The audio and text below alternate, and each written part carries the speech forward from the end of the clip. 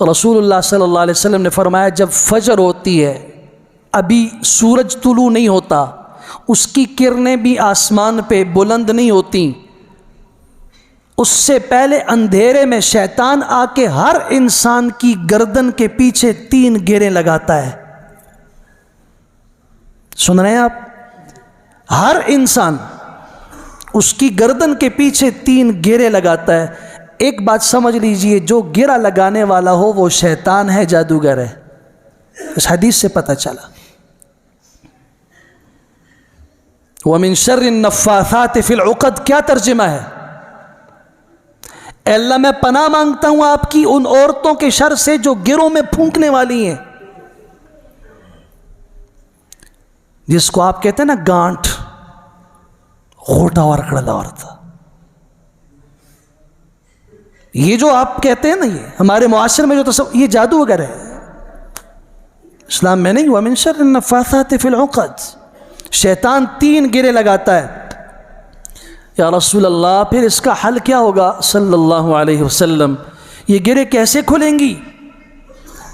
پہلی گرہ آپ علیہ السلام نے فرمایا تب کھلتی ہے جب اس شخص کی گردن کے پیچھے 3 گرے لگائیں اور یہ اٹھا، اس کی نظر کھلی، جاگ گیا، تو بستر پر بیٹھ کر یہ دعا پڑھتا ہے، الحمدللہ الذی احیانا بعدما اماتنا والیہ النشور، اللہم ما اصبح بی من نعمہ او باحد من خلقک فمنک وحدک لا شریک لک فلک الحمد ولک الشکر۔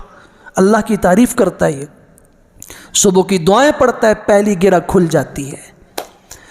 پھر اس کے بعد جب وضو کے لیے جاتا ہے، استنجا کر کے وضو کر کے آتا ہے، دوسری گرہ جو شیطان نے لگائی کھل جاتی ہے۔ اور اس کے بعد جب یہ نماز کے لیے کھڑا ہوتا ہے، اللہ اکبر کہتا ہے، تیسری گرہ جو شیطان نے لگائی تھی وہ بھی کھل گئی۔ ایمان سے بتاؤ معاملہ آسان ہے یا نہیں؟ معوذتین 2 صورتیں، آخر کی 2 صورتیں اللہ نے نازل اس لیے کی ہیں جس میں ہر شر سے اللہ کی پناہ مانگی گئی ہے۔ اللہ تعالیٰ خود کہتے ہیں تم مجھ سے مانگو، قل کہو اعوذ برب الفلق، قل کہو اعوذ برب الناس، میں تمام لوگوں کے رب کی پناہ مانگتا ہوں۔ الہ الناس،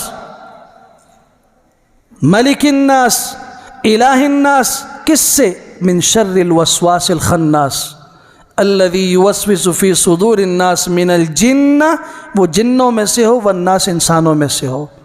5 آیتیں ہیں، 6 آیتیں ہیں، ٹوٹل یہ 11 آیتوں پر مشتمل صورتیں، ہر قسم کا جادو، ہر قسم کی نظر، ہر قسم کی شیطانی خباثت کو دور کرنے کے لیے کافی ہیں۔ نماز میں جب انسان کھڑا ہوتا ہے، حضور صلی اللہ علیہ وسلم نے فرمایا ایک شیطان آتا ہے، وہ پرندے کی طرح چونچ سینے پر رکھتا ہے، نماز میں خلل ڈالنے کی کوشش کرتا ہے، اس کا نام بھی آپ نے بتایا خنزب ہے، اس شیطان کا نام خنزب ہے۔ وہ چونچ لگا کے بندے کے دل میں وسوسے ڈال کے اس کو نماز سے دور کرنے کی کوشش کرتا ہے۔ حل کیا ہے؟ اعوذ باللہ من الشیطان الرجیم۔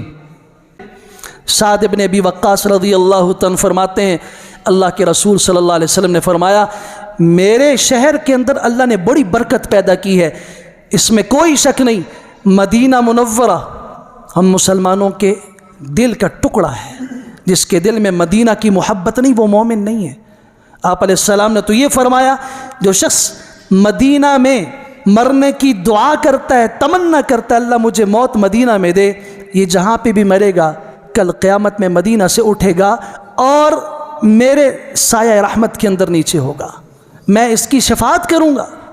کتنا آسان معاملہ ہے، اللہ نے ایسی برکت والا شہر دیا۔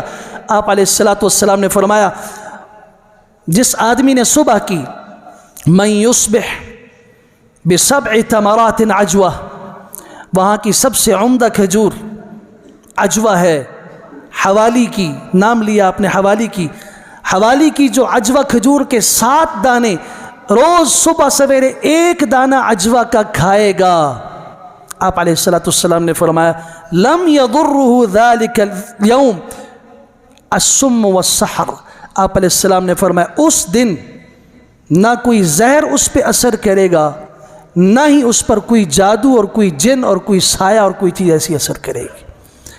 روایت کا حوالہ چاہیے، صحیح بخاری میں اور صحیح مسلم میں موجود ہے۔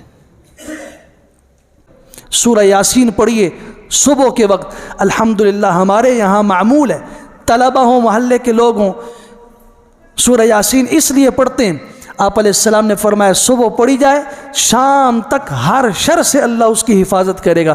صرف حفاظت نہیں کرے گا، اللہ رزق کے معاملے میں بھی اس کی کفایت فرمائے گا۔ سورہ یاسین پڑھے صبح کو۔